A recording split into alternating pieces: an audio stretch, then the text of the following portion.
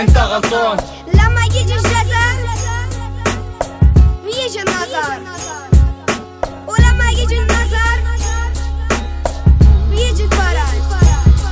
لما يجي الجزر بيجي النظر، ولما يجي النظر بيجي الفرج. ما اجى الفرج لحد ما يجي الفرج. هاتلي صورة بركة ام الدرج. هون كنا ننزل، هون كنا نسبح. هلا الوضع ما بيسمح. عكتافنا ما ناشف، عكتافه فرد. ممنوع مية، ممنوع أرض. بحر Merci de me donner l'occasion de venir ici. Il y avait très longtemps que je n'étais plus venue à Valence. Je crois que je suis venue à Valence, on va pas dire dans les années 80, à l'usine de Rhône-Fulin pour étudier, quand je faisais encore de la recherche en psychologie, les conditions de sécurité dans la production à Rhône-Fulin à l'époque. C'est un plaisir de venir ici. C'est surtout un plaisir de retrouver ici des militants. Et je pense que le mot n'a pas perdu de sa résonance pour moi. Nous avons effectivement, en dépit de la lassitude, en dépit des bégayements de l'histoire, un besoin immense de militantisme. Et quand j'avais rencontré dans les années 80, non, 2003-2004, Stéphane Hessel au mémorial de Caen, je revenais de Palestine, il en revenait aussi, et ce qui m'a foudroyé chez lui, foudroyé d'amour, je pourrais dire, c'était ce petit bonhomme avec ses yeux bleus, et Christiane derrière qui veillait au train, mais ce petit bonhomme avec des yeux bleus, qui avait une fraîcheur dans son approche, une jeunesse et un militantisme intact. Et je me dis qu'à nous, je ne dirais pas les vieux, parce que je pense que Stéphane était plus jeune que beaucoup d'entre nous et que moi, ce qui nous guette, c'est l'érosion, c'est la lassitude, c'est l'impression que rien ne change mais que tout évolue et qu'on n'a rien pu faire. Et ce sentiment d'impuissance, ce sentiment parfois d'autocensure que je déteste, de l'idée de dire qu'est-ce qu'on va encore me faire après si j'ose dire cela, eh bien tout ça c'est ensemble qu'on peut le vaincre. Donc je suis ici pour reprendre des forces. Alors, c'est pas que je me porte mal, je me porte très bien.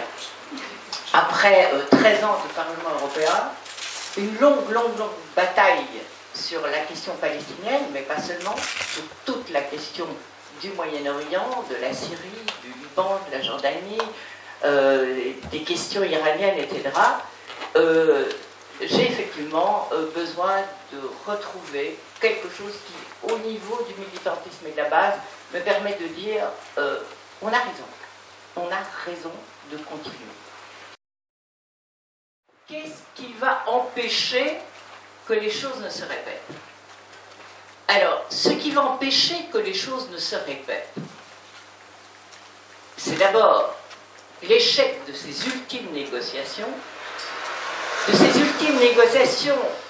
qui avaient pris cours dans le format habituel, avec le parrain américain, avec une Europe complètement disparue d'ailleurs de la scène. Sur ces dernières, le quartet était inexistant, l'Europe était inexistante, avec certes des pressions américaines importantes pour négocier quelque chose, une sorte de win-win dans des négociations de paix, et puis cette impasse. Et cette impasse qui montre que ce cadre-là, en tout cas, est un cadre révolu. Et tout le monde savait, durant ces négociations, que c'était la dernière fois que ce coup-là était tenté. Je l'ai entendu dire dans toutes les chancelleries, je l'ai entendu dire partout, Obama allait faire l'effort de. Vous savez, quand on rencontre un échec pareil, il n'y a pas beaucoup d'autres présidents américains qui vont tenter le coup, et il n'y a pas beaucoup d'autres personnes qui vont croire que ça peut marcher.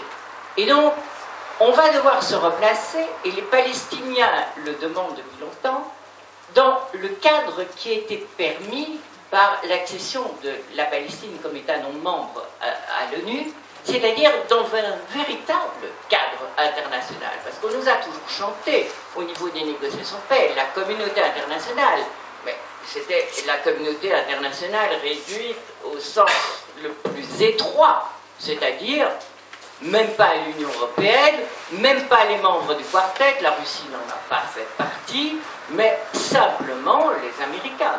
Donc ça, c'est fini. Et ça, c'est fini. Et donc les Palestiniens demandent depuis très longtemps, à travers justement leur accession, comme ils l'ont pu à l'ONU, d'arriver à une communauté internationale, à des négociations de paix éventuelles, mais chapeautées par la communauté internationale et chapeautées par le droit international quelque part, ce droit qui est très clair vis-à-vis d'Israël. Et donc si ça revient, ça reviendra probablement dans ce cadre-là. Mais ce n'est pas à l'ordre du jour aujourd'hui. Ce n'est pas à l'ordre du jour aujourd'hui. Donc ça, c'est la première chose. Il y a quelque chose qui a changé, qu'on le veuille ou non. La Palestine a fini par entrer au niveau de l'ONU. Alors, ça n'a rien changé sur le terrain, ça n'a pas changé, au contraire, ça a accéléré la colonisation, mais ça a changé quelque chose pour le futur. C'est toujours un concept d'État, ce n'est pas encore un véritable État, mais en tout cas, il y a quelque chose qui a bougé, et c'est les Palestiniens qui ont fait bouger les lignes. Ce ne sont pas ni les Européens, ni les Américains aujourd'hui.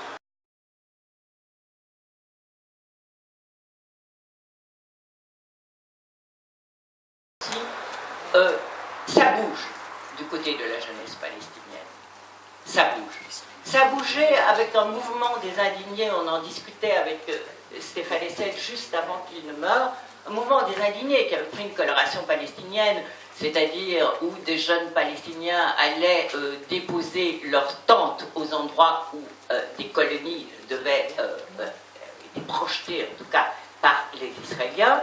Ça bouge parce qu'il y a une tentative de structuration de la jeunesse palestinienne, mais une jeunesse palestinienne qui, pour le moment, est en véritable ébullition et qui voudrait redescendre dans la rue, mais que Abbas retient, bride, parce qu'il a peur. Tout le monde a peur d'une troisième intifada. Je crois qu'il faudra que cette jeunesse palestinienne qui rêve d'une intifada, et quand je discutais avec Majed Bania, qui est un jeune palestinien qui était assistant de Leila Chaïd, et qui retournait au pays pour reprendre la résistance, qu'est-ce que Majed a fait? Il a commencé par se mettre dans le mouvement des prisonniers, et dans le mouvement de libération des prisonniers politiques, dont Marwan Barghouti est évidemment la figure emblématique la plus importante. Je disais, Majed, tu as raison de retourner faire de la résistance au pays, mais je lui dis pourquoi à travers les prisonniers. Et nous avions, je dis nous, parce que je pense à d'autres, un peu l'impression en Europe que Marwan Barghouti était quelque part un has-been. C'est-à-dire, pourquoi partir de la figure de Marwan? Pour nous, ici, c'était très difficile au Parlement européen, et je l'ai essayé tant et plus si on a réussi à faire une résolution où on demandait la libération de Marwan. Mais pour nous, ça ne représentait pas quelque chose à partir de quoi il fallait commencer.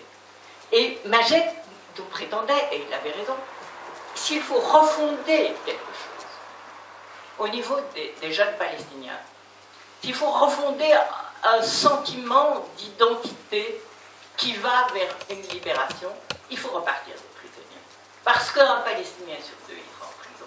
Parce que trop d'enfants sont en prison encore aujourd'hui. Parce que la détention administrative est là. Parce qu'on peut torturer, ou en tout cas exercer des pressions physiques sur des enfants dans les prisons palestiniennes, l'ICSID, la Cour de justice, la Cour suprême de justice israélienne, etc. Pour toutes ces raisons-là, parce que nos enfants sont en prison, parce que nos époux, nos frères ont une chance sur deux de partir en prison, nous devons partir du mouvement des prisonniers.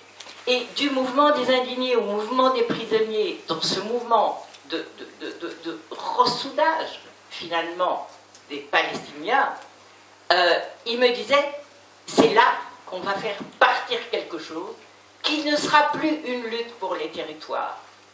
On en a marre de calculer les swaps, qu'est-ce qu'on va échanger, qu'est-ce qu'on va faire. On en a marre que la paix se négocie sur base des territoires. Nous voulons l'unité du peuple palestinien, que ce soit à l'intérieur de la Palestine, que ce soit à l'extérieur, c'est-à-dire la moitié des Palestiniens qui sont aujourd'hui dans le monde. Tous ces Palestiniens-là, c'est le peuple palestinien, et c'est les droits de ces peuples qui doivent être défendus au niveau de l'ONU et au niveau de ceux qui nous représentent à l'intérieur de la Palestine. Nous nous battons pour le peuple palestinien, nous ne sommes pas des géomètres, nous n'allons pas nous battre pour 3 cm de terrain, nous n'allons même pas nous battre, disait-il, pour un État ou pas pour un État, on s'en fout, nous on veut que notre peuple et des droits soient reconnus, soient protégés, etc.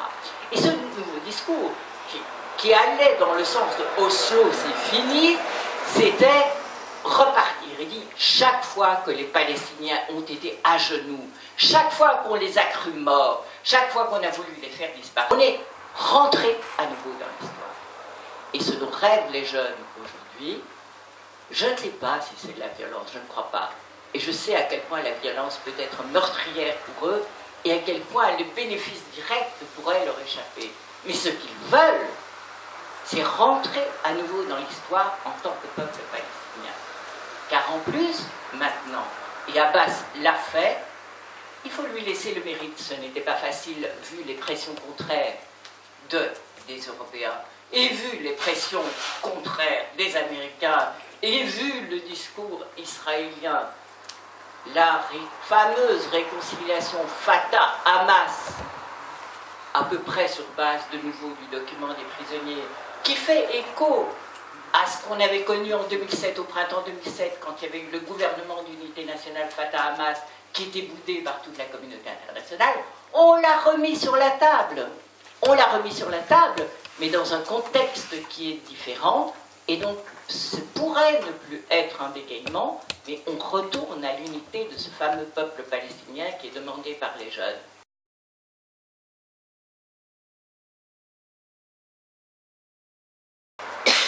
Le Hamas, il était mis en 2003 sur la liste terroriste à la demande d'Israël par l'Europe et par les États-Unis. Mais maintenant que l'on regarde le Moyen-Orient tel qu'il est, quand on voit la Syrie, ce qui s'y passe, quand on voit le califat qui vient d'être créé, quand on va voir en Afrique Boko Haram, les autres, quand on voit toute cette Afrique du Nord qui est vraiment minée par le terrorisme, et qu'on nous dit tout le Hamas est terroriste, on n'a pas un peu de peine à y croire maintenant, parce que finalement, est-ce que le Hamas n'est pas plus fréquentable que l'État islamique d'Iran et d'Irak et du Levant? Alors, je ne dis pas qu'il n'y a pas eu des pratiques violentes et aveugles dans le Hamas, mais je veux dire, ce n'est pas la moitié du peuple palestinien qui est terroriste tout de même.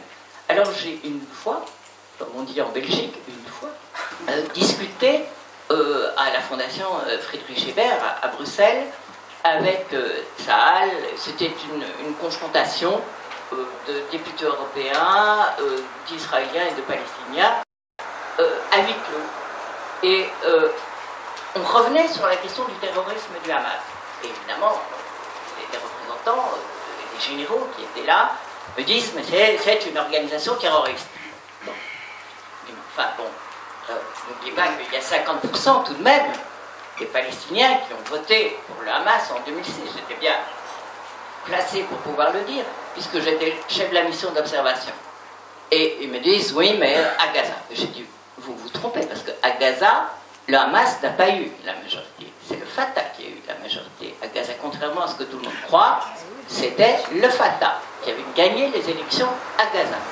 Mais bon, de toute façon, ça fait grosso modo la moitié à l'époque. Je n'ai pas tué la moitié des Palestiniens tout de même. Et il me répond froidement, pourquoi pas? Mais il y a aussi des fous prêts à exterminer la moitié de la population. On parlait des terroristes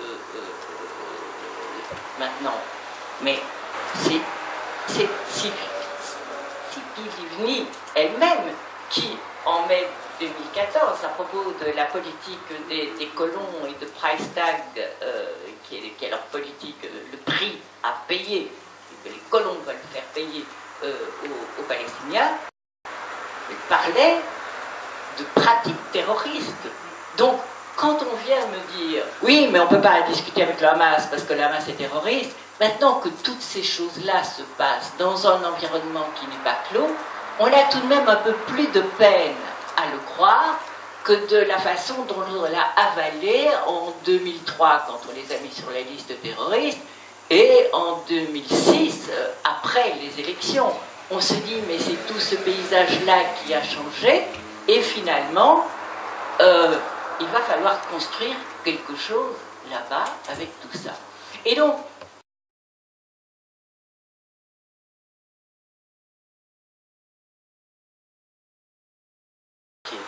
ces changements ont provoqué de la part de l'Union européenne une sorte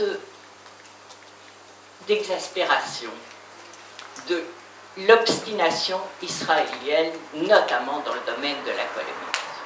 Notamment dans le domaine. Et je pense que si aujourd'hui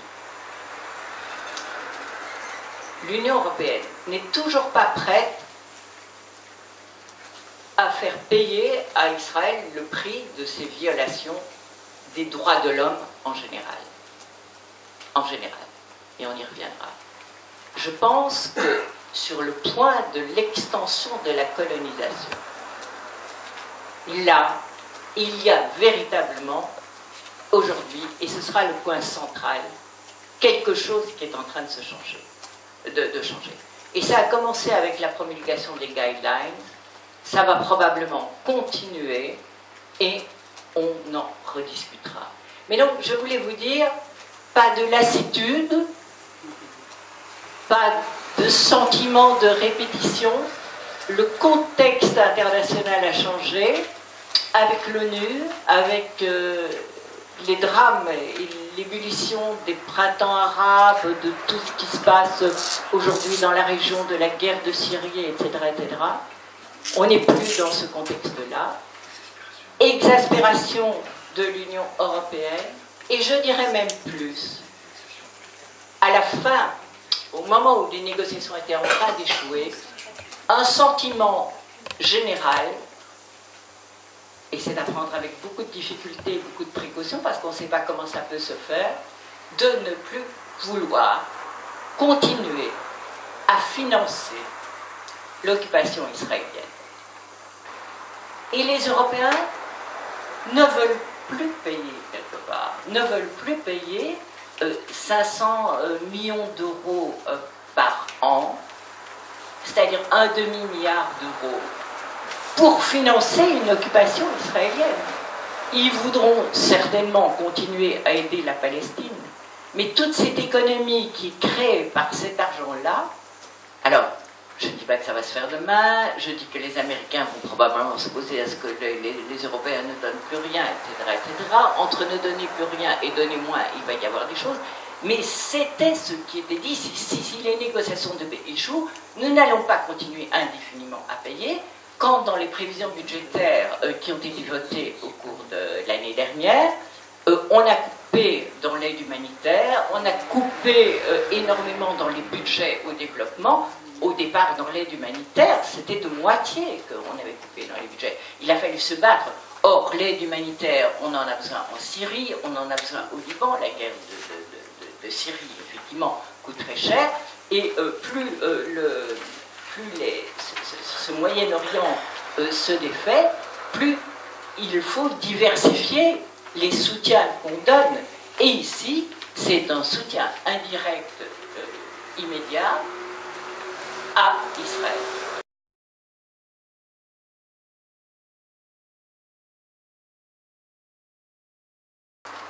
Voilà plus de 13 ans maintenant que nous travaillons dans ce domaine-là à essayer d'obtenir de l'Union européenne des décisions politiques. Toutes les décisions politiques vont en sens contraire à ça. Toutes les décisions politiques sont favorables à Israël. On a vécu tout de même des choses qui ont été extraordinaires au niveau de la Palestine. On a vécu la construction du mur, largement condamné, en tout cas dans son tracé, et aujourd'hui, à part le coup extraordinaire qu'a fait le pape François, à part nos amis à Metz et avec les Luxembourgeois ou Mulhouse qui viennent de faire quelque chose par rapport au mur, au niveau de l'Union européenne, le mur n'est plus jamais condamné. On n'en parle plus, il n'y a plus de mur. Bon. Alors, après le mur, qu'est-ce qu'on a eu? On a eu beaucoup de choses. On a eu, en 2008, l'opération Plomb Durci. Quelle a été la suite de l'opération Plomb Durci? Bon, moi j'étais à Gaza en délégation ce jour-là. J'ai vu les destructions, j'étais avec l'UNRWA, rapport Goldstone, rien, pas de reconstruction de Gaza, rien, on n'a rien fait après l'opération Plomb Durci, 1500 victimes, près de 500 enfants morts, rien. Dans le Conseil de l'accord d'association Union européenne-Israël, l'opération n'a pas été évoquée. Jamais. On n'en parle pas. Quand on parle de droits de l'homme avec Israël, on parle de la montée de l'antisémitisme en Europe. Non, j'étais regardé les minutes de ça.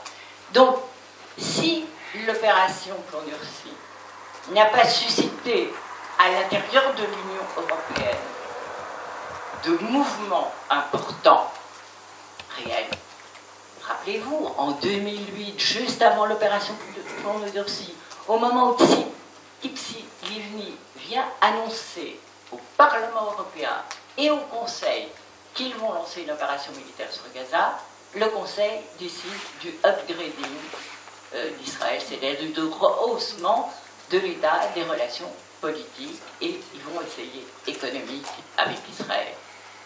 Alors ils ont un peu gelé tout ça, mais finalement, il ne sait rien. La flottille humanitaire. Bon, qui parle encore de la flottille? Bon, la Turquie, probablement. À part ça, il n'y a rien. Les Bédouins du Negev, à un moment donné, ça a ressurgi, c'était un des grands thèmes. On a fait des résolutions sur les Bédouins du Negev, on en a fait au Parlement européen, c'est scandaleux. Et les Israéliens étaient extrêmement sensibles à ça, parce que les Bédouins du Negev, c'est des Arabes, mais c'est des Israéliens. Il ne s'est rien passé pour les Bédouins du Negev. On l'a évoqué au Conseil d'association, il ne s'est rien passé. Et puis, il y a eu, depuis 2008 jusqu'en 2011-2012, on avait gelé tous les futurs accords commerciaux. On avait tout de même fait ça. On avait dit, on ne va rien faire de nouveau dans le cadre existant.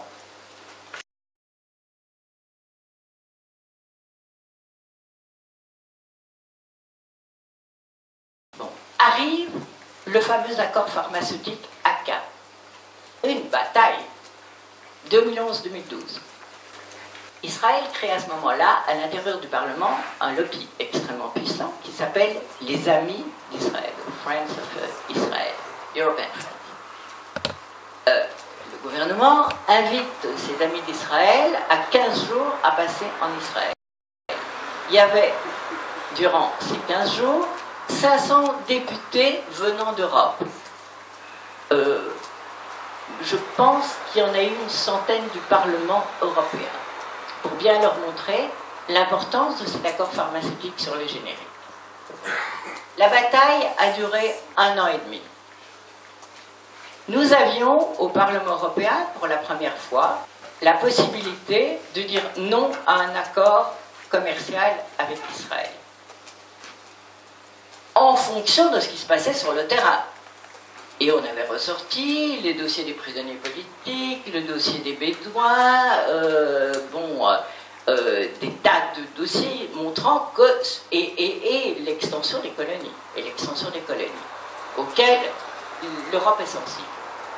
Donc, on met tout ça sur la table et on dit, en fonction du traité de Lisbonne qui dit qu'il faut une cohérence des politiques européennes, que ce soit les politiques intérieures, les politiques extérieures, et que cette cohérence doit être fondée sur les droits de l'homme et de l'accord d'association qui prévoit que les droits de l'homme doivent être respectés, il nous est littéralement impossible de dire oui à cet accord. On voudrait bien, mais on ne peut pas, à moins que les choses ne changent sur le terrain.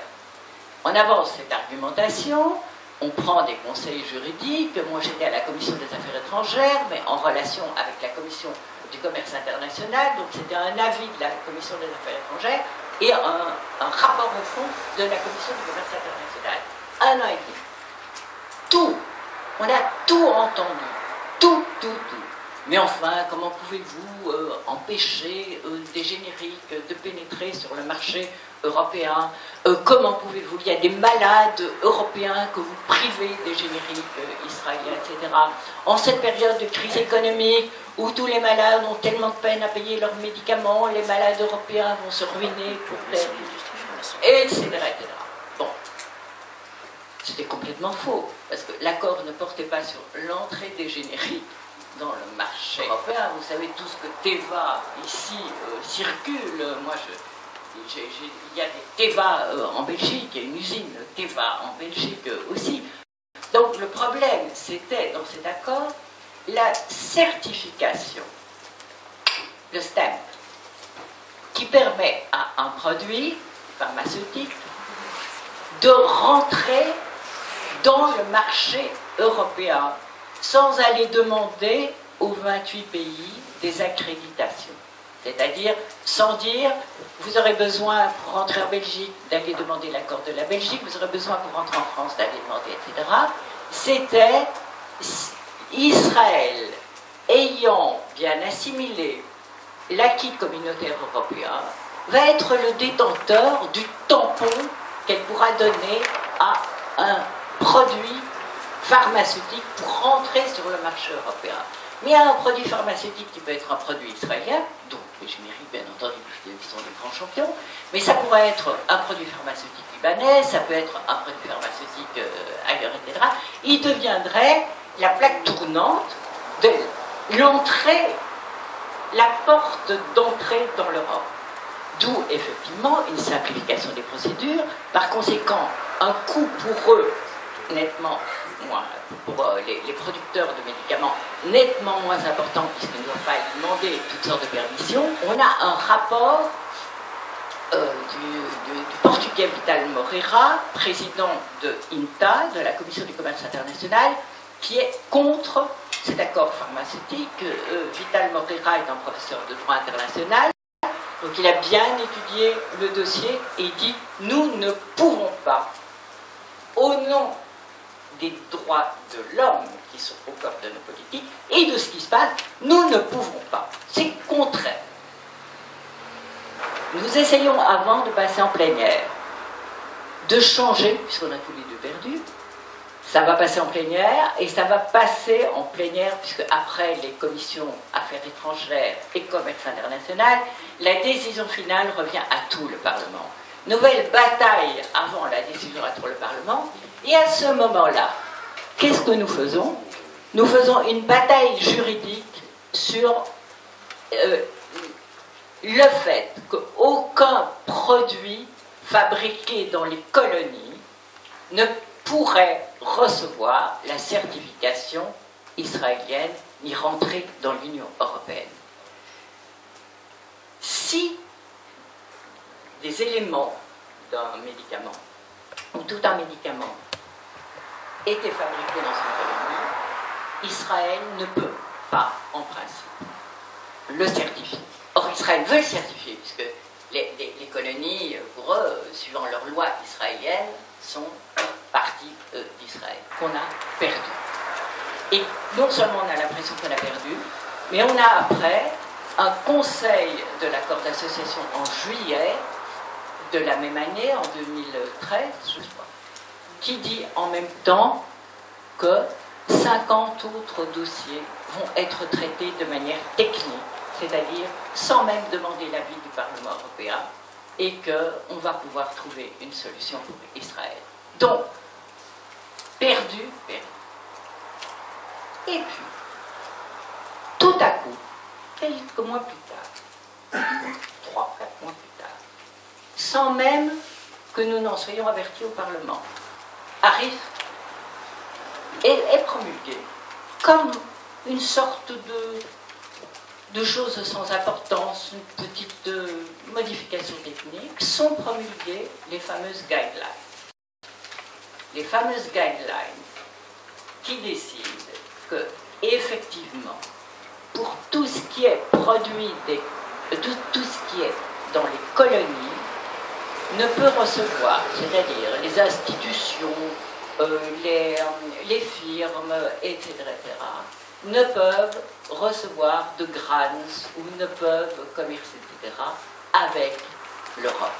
Ce sont ces guidelines qui donnent des règles simplement d'implémentation.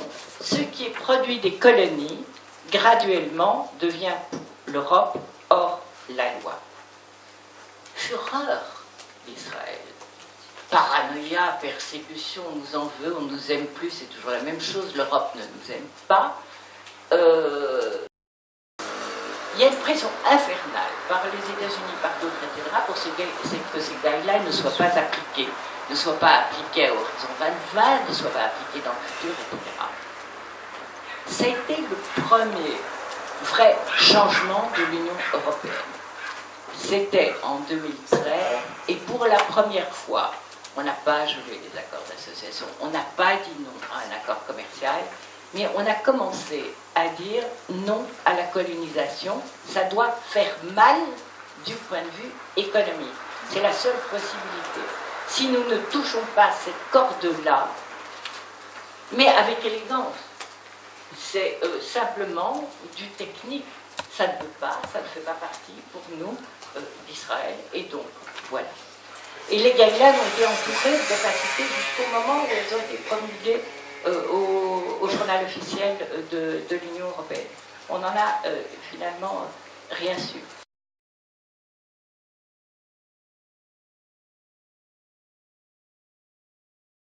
Et on doit à Solborn, ici, d'avoir mené la fronde et d'avoir dit non, je ne peux pas, je dirais oui. Et il a, avec Malte et avec l'Irlande, à ce moment-là, monté un petit front en persuadant les ministres des Affaires étrangères, dont finalement la France, la Belgique, etc., de voter oui à l'ONU. C'est-à-dire 13 oui, 13 abstentions et un non, qui était la République tchèque. Oui, la République tchèque. Et donc, on avait déjà là marqué une petite fronde. On a les guidelines. Et je vais revenir sur l'origine de ces guidelines, ne vous en faites pas. On a aujourd'hui peut-être quelque chose qui se prépare et qui...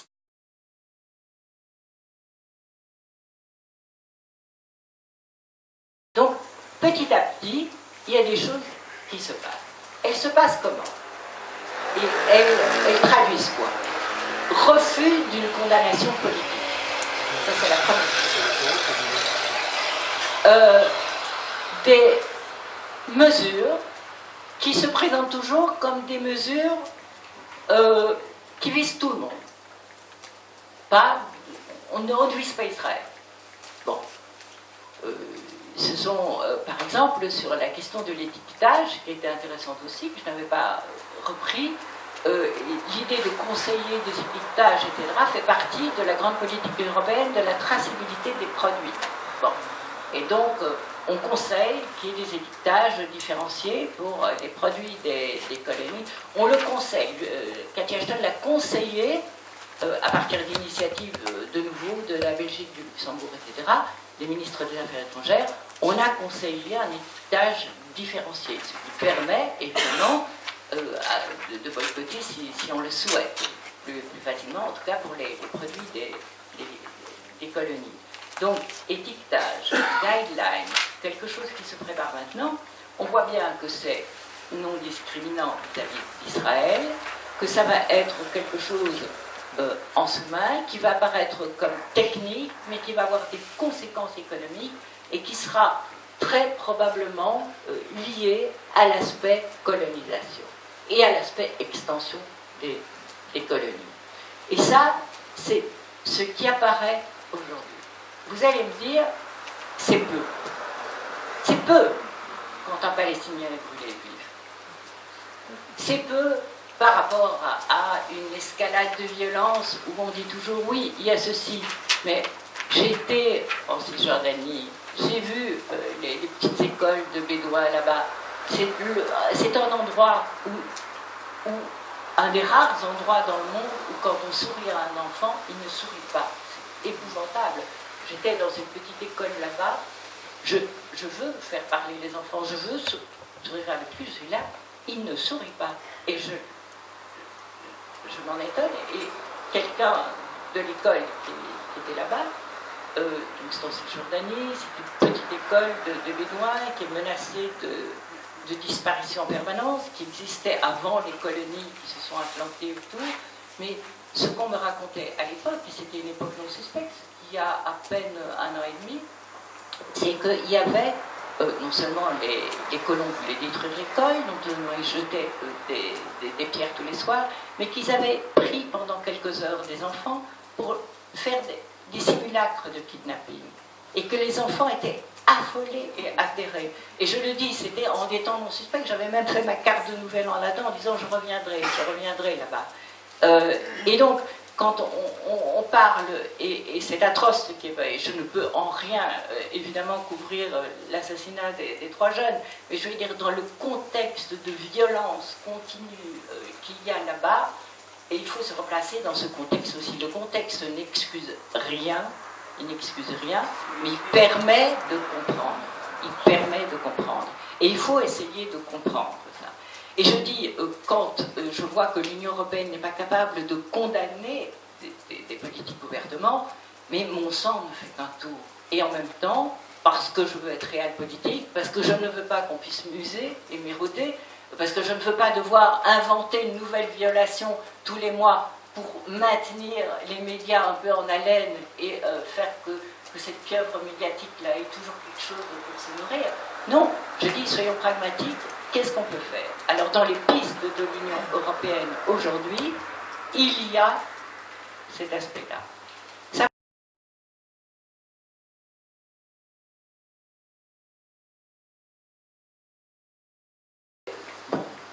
Tous les lobbying, de toute façon, sont utiles sur les députés, en général. Je dis à part qu'il ne faut pas trop les exposer, parce que j'ai vu tellement de rétorsions sur les députés, je ne pense pas à mon cas spécialement, mais je me dis, autant ne pas disperser ses forces. Il y a des moments qui sont décisifs. Un moment décisif où, notamment, toutes les associations d'amitié et de solidarité avec la Palestine ont joué un rôle majeur. C'est au moment où le Parlement européen a refusé de voter le rehaussement de l'accord économique.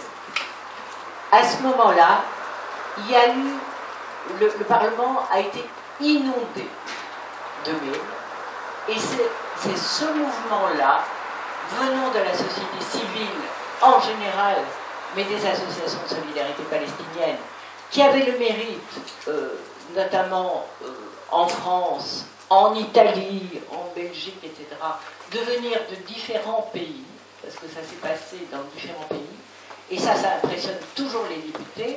Ils se sont dit, attention, il y a quelque chose là qui fait bouger la société civile.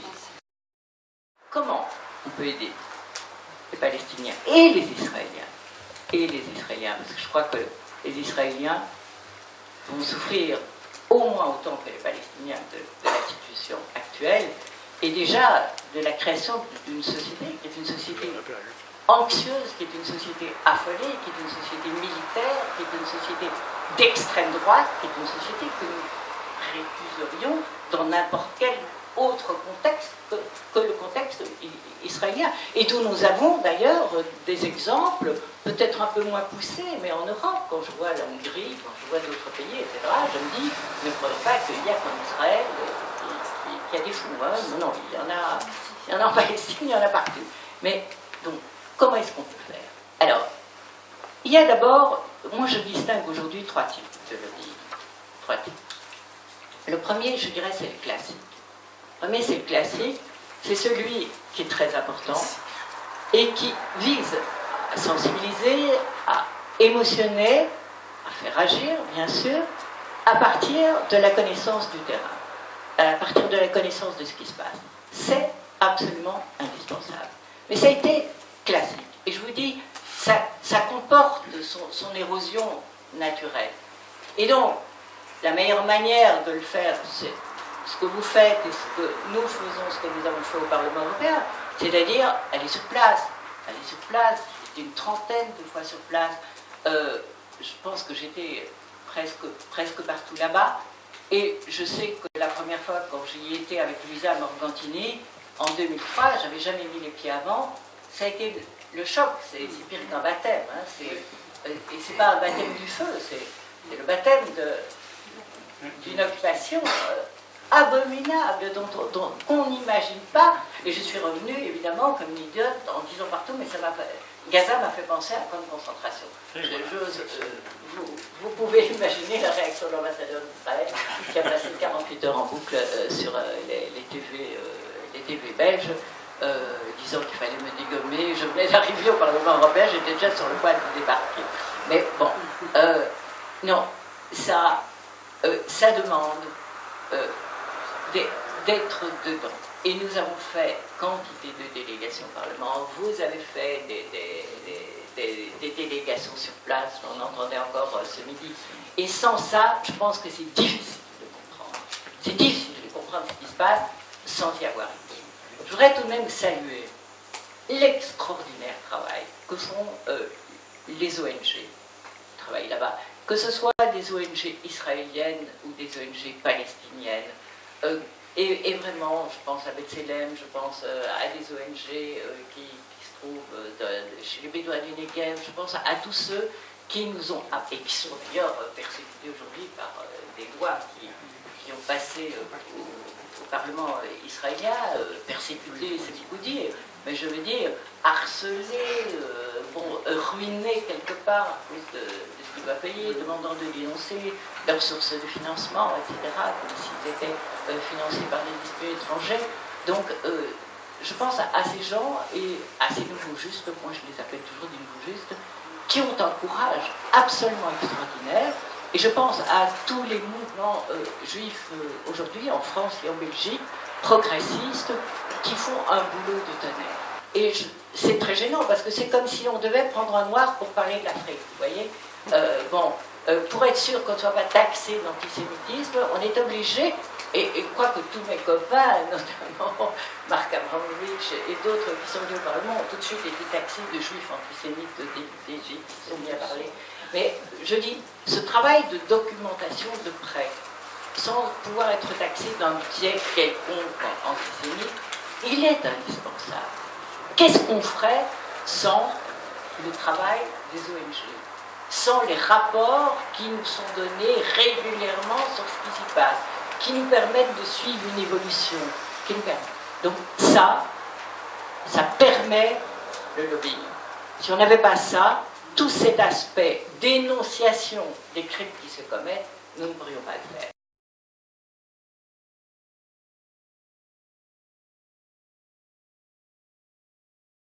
Maintenant, les dénonciations des crimes appellent en général une condamnation politique. Et ça, le problème, c'est que cet axe-là, jusqu'ici, a peu produit de fruits à cause de ce que j'ai appelé dans mon bouquin, et que je répète, la trahison européenne, la trahison de ses valeurs à elle. Et je dirais, ça c'est dramatique. Parce qu'on a l'impression, et c'est une impression qui peut se révéler extrêmement dangereuse dans le futur, on a l'impression que toutes ces voix pacifiques qui se sont élevées, toutes ces voix pour dénoncer et qui nous remettaient leurs dossiers, leurs documents en disant « maintenant à vous à faire quelque chose pour empêcher que la rue ne s'embrase ».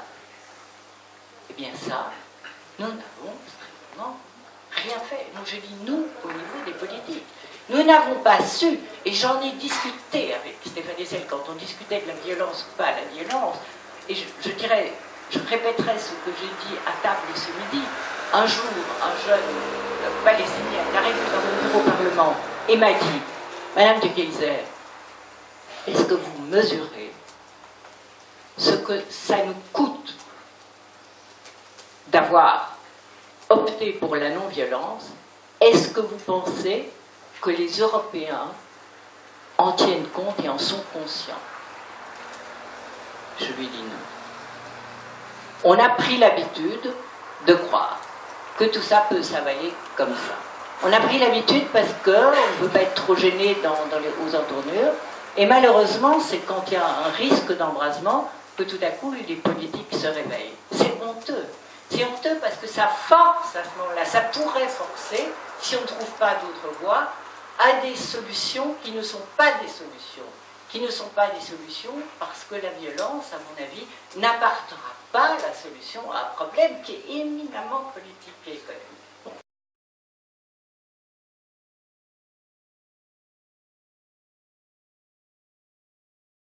Quand je regarde ce qui a marché aujourd'hui, ce qui a marché, c'est d'abord un autre type de lobbying, qui est plus technicien, plus spécialisé, qui est juridique, et qui touche à l'économie. Je veux dire, la voie juridique marche aujourd'hui dans l'Union européenne. Avant chaque rapport, avant chaque décision, on se fait une bataille juridique. Moi, j'ai pris des experts juridiques pour dire que je ne pouvais pas accepter ACAA. J'ai eu des contre-experts juridiques qui ont dit oui, mais si on ne permet pas des produits d'économie, etc., si on prend telle formule et tout, on arrive à des batailles juridiques un peu à l'américaine. Et qui a été derrière les guidelines? Mais ce sont des amis juristes internationaux, profs d'UNIF, etc., qui ne sont pas allés voir le Parlement européen. Parce que le Parlement européen, de ce côté-là, il est trop vocal, il aurait vendu la mèche.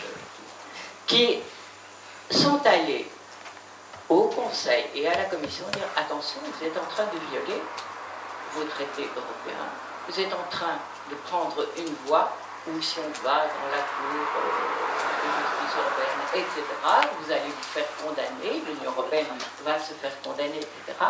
Et il y a cette pression-là. Ce sont ces mêmes experts qui aujourd'hui étudient d'autres possibilités juridiques. Et évidemment, il faut qu'on soit en relais avec eux, et pas en relais tam-tam, sinon évidemment ça ne marchera pas.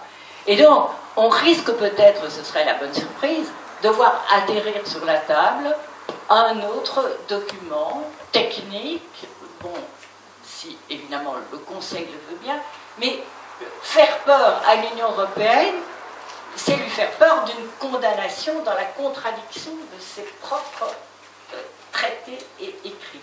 Et ça marche. Et ça marche bien quand on réussit à le faire. Et ça permet à ce moment-là, si vous voulez, de légitimer des initiatives qui sont de l'ordre de la société civile, qui a pris le relais du politique quelque part. Et je pense évidemment, on a discuté ce matin, je ne vais pas le reprendre, de BDS. BDS est évidemment absolument utile, indispensable à partir du moment où il n'y a pas d'autres condamnations politiques.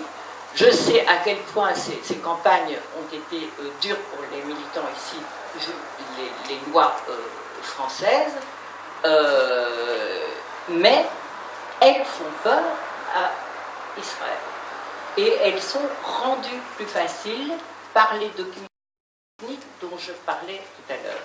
Une initiative belge, avec un collectif d'une vingtaine d'associations, dont le CNCD, avec Arnaud Zachary, qui lance une campagne visant à interdire l'importation en Europe de produits issus d'entreprises installées dans les colonies israéliennes qui grignotent le territoire palestinien.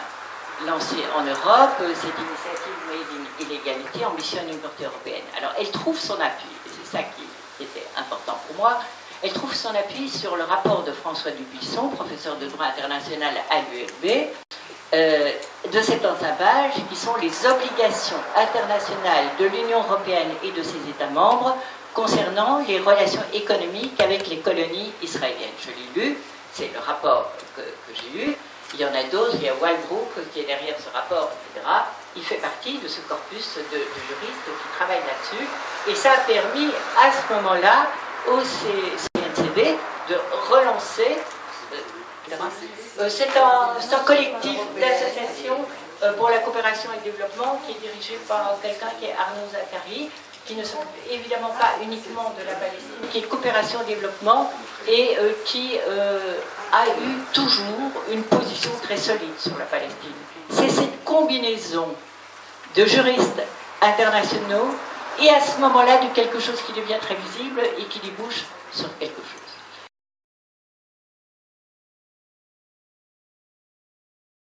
Troisième type de lobbying, c'est quand il y a des décisions au niveau européen. Il faut que le lobbying que l'on fait dans cette troisième partie touche les acteurs décisionnels au Conseil, à la Commission. Or, je reviens du Parlement, puisque je n'ai quitté mes fonctions que 6 jours, on a fait le compte dans le nouveau Parlement. Non seulement, comme vous le savez, ce Parlement est passé largement à droite, à l'extrême droite et au niveau eurosceptique, mais assez curieusement, tous les acteurs pro-palestiniens que je connaissais, il y en a peut-être que je n'ai pas repérés et qui sont encore là, tout le monde a été éliminé. Alors, est-ce une coïncidence? Je n'en sais rien. Mais c'est tout de même étrange. Je demandais à la présidente de... J'avais dit à mes amis juristes internationaux, voilà les personnes à qui vous pouvez vous référer quand je suis partie. On me dit, Vital Moreira, président du commerce international, disparu. Emer Costello, socialiste irlandaise, épouse de ministre du développement irlandais. Geneviève va rester avec les appuis qu'elle a, disparu. Elle était présidente de la délégation Palestine. Nicole Kilnissen, disparue. Isabelle Durand, disparue. Moi-même, disparue, etc. Alors, il y a bien d'autres raisons sociologiques, politiques, etc. pour expliquer qu'on disparaît. Mais à ce point-là, tout est à refaire, en tout cas. Et quand je discutais avec des collègues que je sais plutôt favorables à cet aspect, ils me disent ça ne rapporte pas de voix et c'est très dangereux politiquement. Et ça, c'est tout à fait exact. Nous avons à l'intérieur de l'Union européenne, c'est-à-dire à l'intérieur de la Commission, à l'intérieur du Conseil et du Parlement, des fonctionnaires qui sont remarquables.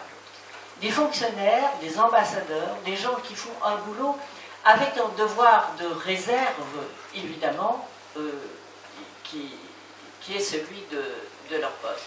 Mais ils font un boulot extraordinaire. Et les ambassadeurs n'ont pas tellement ce devoir de réserve, mais ils sont tout de même obligés d'utiliser un certain type de langage. Il y a à l'intérieur même du Parlement européen, bien sûr on va former au niveau des députés, c'est magnifique, il faut faire la modèle, mais les fonctionnaires sont toujours là.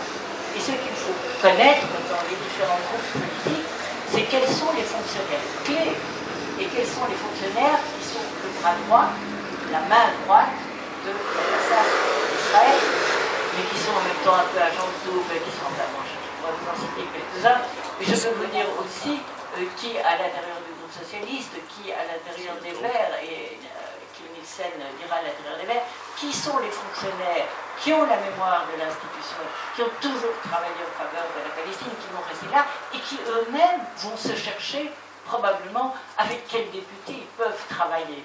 Qui traite de la Palestine au Parlement européen? Bon, la Commission des Affaires étrangères, la Commission du commerce international, le groupe de travail Moyen-Orient, consultatif mais important, la Commission des droits de l'homme. Bon. Et parmi les socialistes, chez moi, bon,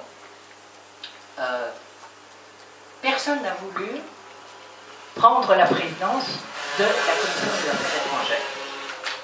Donc, c'est un PPE qui le prend. Bon. Démocrates chrétiens, il n'y en a pas tellement, il y en a, Il n'y en a pas tellement, et je peux vous assurer que celui qui va le prendre ne sera pas quelqu'un qui militera pour la Palestine. Deuxième poste, premier vice-président, conservateur britannique. Troisième vice-président, un socialiste roumain, ami du roumain qui avait été impliqué dans des aspects de corruption, etc. et lui-même ayant été ministre de la Défense au moment du vol de la CIA. Un socialiste. Je vous dis, plus anti-palestinien que ça, même si c'est un camarade collègue, j'ai beaucoup de peine à en trouver.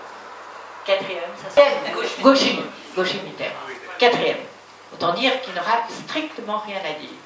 Et qu'il n'y a pas une personne à part ça que je puisse qualifier d'une militance gauche au sens large, bon, au sens large, mais plutôt vraiment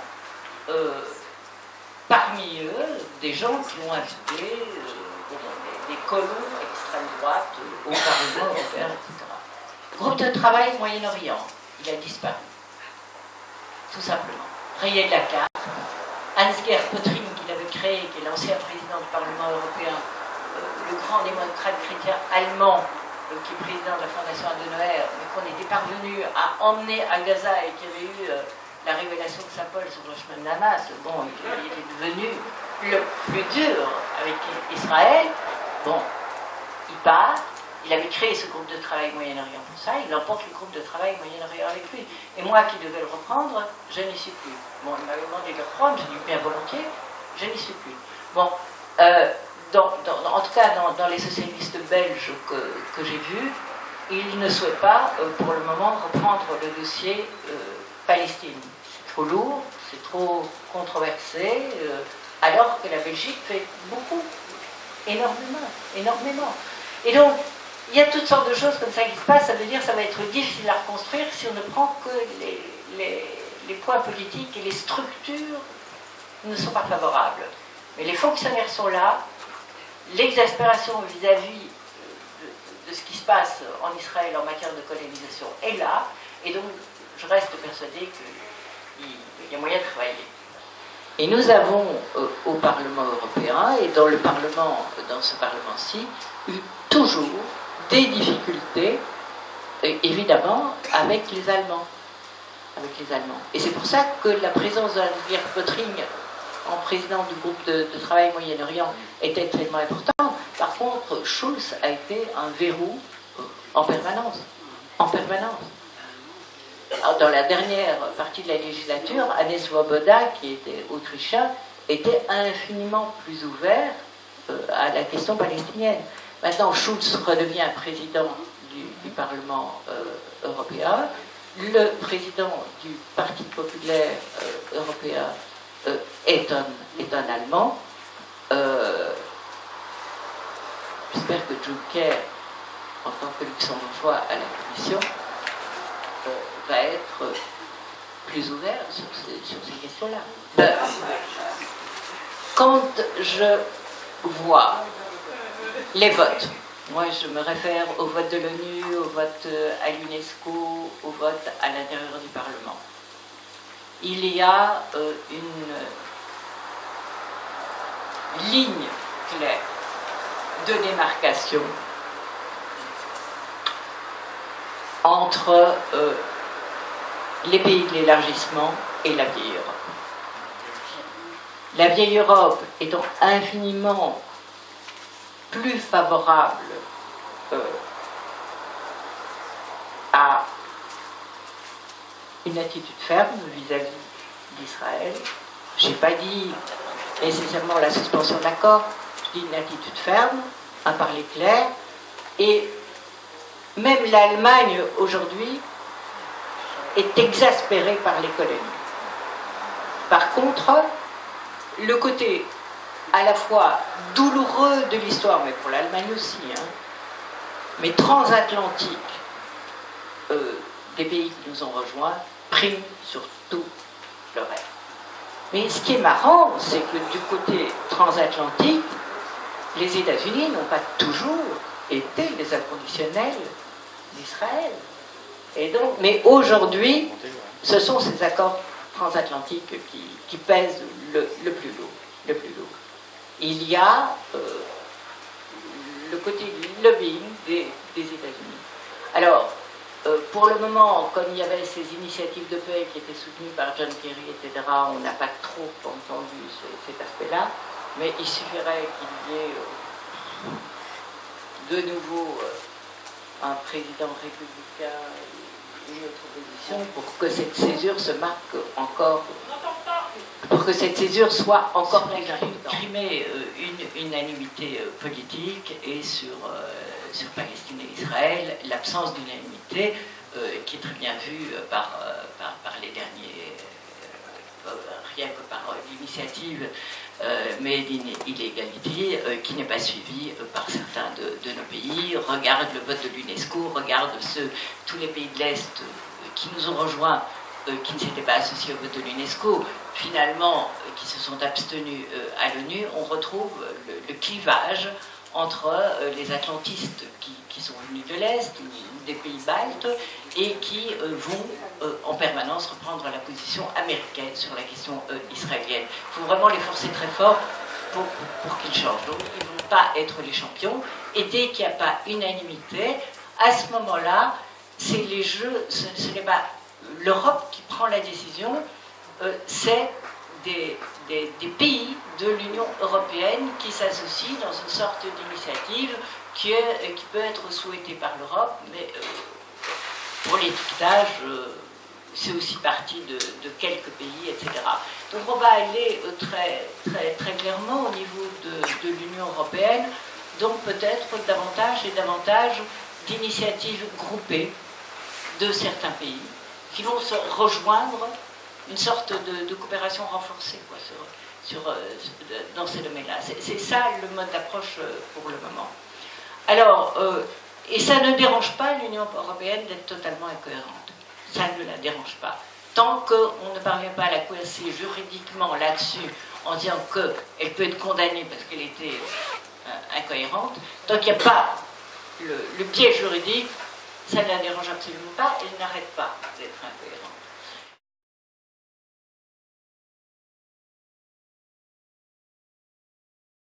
Parce que le contre-lobbying israélien, je peux vous assurer qu'il a été d'une méchanceté. Bon, moi, on m'a tout détruit. Mes sites qui étaient sur 2 serveurs, campagne de mail, entrevue avec mon président de parti, entrevue avec le président du Parlement européen. Je suis en procès avec un avocat français qui a dit qu'avec mon nom de Kaiser, je ne pouvais être que d'origine germanique et nazie, etc. Enfin, mais c'est dément. On va demander à Kilnissen, à Nicole Kilnissen aussi, toutes les emmerdes qu'il y a eu. Mais c'est très méchant, c'est très, très, très prenant. Et donc, quels sont aujourd'hui les députés, surtout des jeunes députés qui viennent d'arriver au Parlement, puisque c'est une relève qui doit se faire?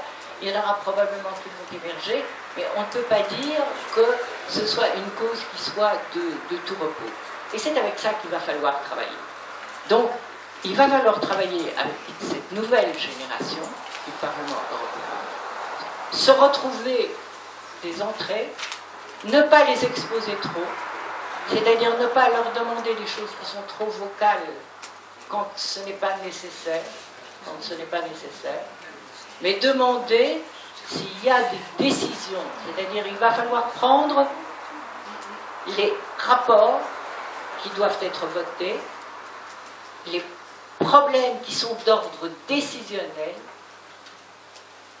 les résolutions aussi, mais ne pas épuiser dans un combat quotidien qui finit par fragiliser. Moi je dis, nous étions quelques-unes à résister très bien à tout ça parce qu'on était des vieux de la vieille en quelque sorte, mais pour des jeunes qui vont rentrer, il faut savoir que ce n'est pas une partie de plaisir et que c'est de l'ordre.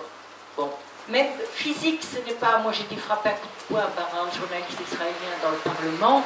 Ça ne m'a pas tellement ému, mais les campagnes de mail, la délation, les trucs, les calomnies, les trucs sur Internet, les sites Wikipédia truffés de trucs antisémites notoires, etc., etc. Quand on voit l'histoire de ma famille, je suis évidemment très très choquée. Donc, oui à du lobby par rapport à des décisions parlementaires, mais quand des décisions parlementaires s'imposent, oui à du tam-tam, à continuer à être vocal sur les violations, etc., des droits, mais à partir des travaux des ONG, il y a moyen de structurer à différents niveaux. Alors, de structurer l'action à différents niveaux, et surtout, de continuer à être en contact et direct avec les Palestiniens. Parce qu'il leur faut une bouffée d'air pur. J'ai peur, moi, de soulèvements anarchiques qui seraient contre-productifs ou de quelque chose analogue à la seconde intifada. J'espère que ça ne se passera pas, mais j'espère aussi que malgré tout, nous n'allons pas, dans le cycle qui recommence, continuer à glisser vers cette pente, qui est celle-là, c'est très clair, où il ne reste plus rien.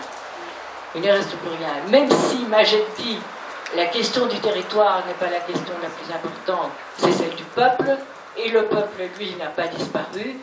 Le peuple doit vivre, il doit aussi vivre de sa terre, et il doit vivre de sa dignité. Donc,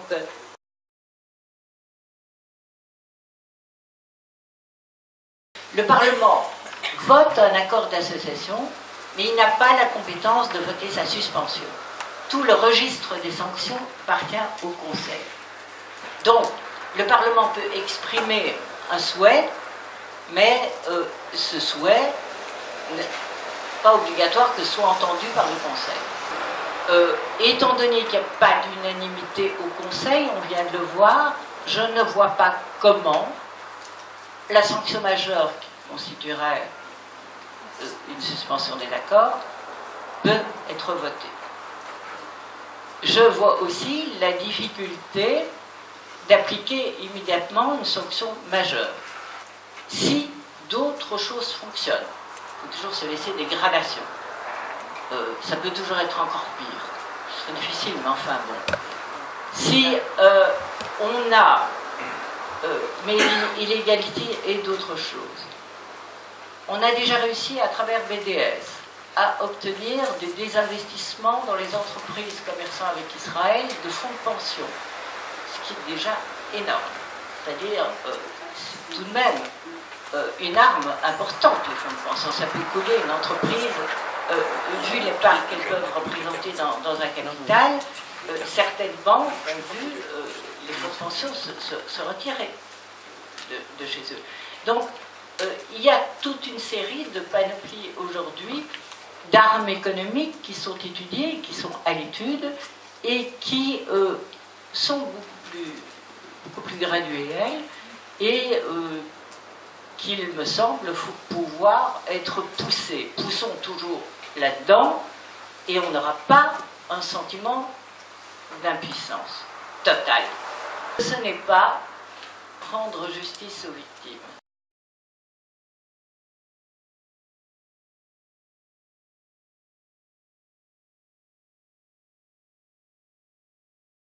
Alors, demande de compte à Israël, ça s'est particulièrement produit après après l'opération Plan Durci de la bande de Gaza.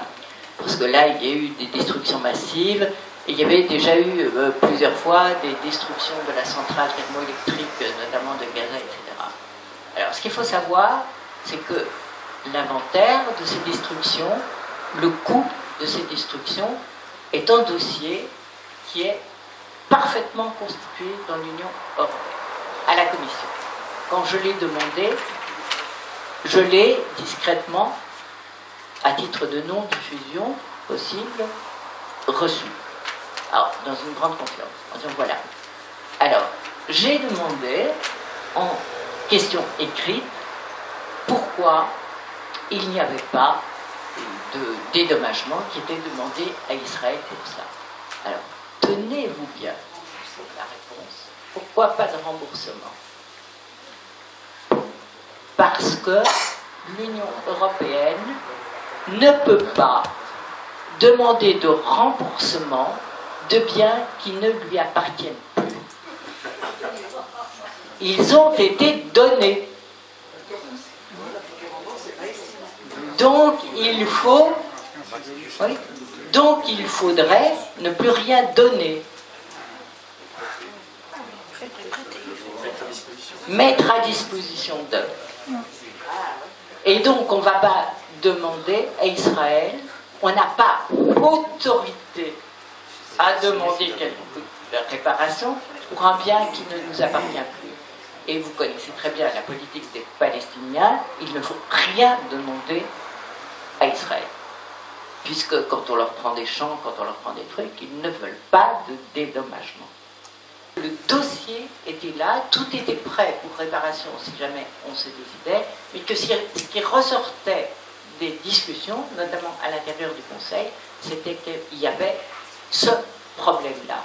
Dans les biens qui ont été construits à partir de ces fameux 500 millions qui chaque année vont à la Palestine et qui concernent des postes de justice, des trucs militaires, enfin toute une série d'infrastructures, là il n'y a pas de demande de réparation. Donc il faut...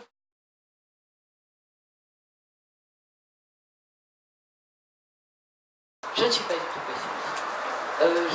J'ai hérité, je n'ai pas hérité de Stéphane Hessel à qui iront mes derniers mots. On a dit de Stéphane Hessel qu'il était un incorrigeable optimiste, et c'est Christiane elle-même qui le dit. Ce n'est pas son optimisme qui m'a légué, mais je pense qu'il y a des reconnaissances comme ça tacites entre les gens. Je crois que quand je l'ai rencontré pour la première fois, je dis ça y est, ça c'est quelqu'un avec qui je peux travailler. Et je voudrais bien que moi, les Palestiniens ou les jeunes Palestiniens ou les autres me regardent et me disent « Ah, voilà, je reconnais quelqu'un avec qui je peux travailler ». Je crois que c'est ce genre de contact-là qu'il nous faut. Et je suis sûre qu'ici, je suis avec des amis.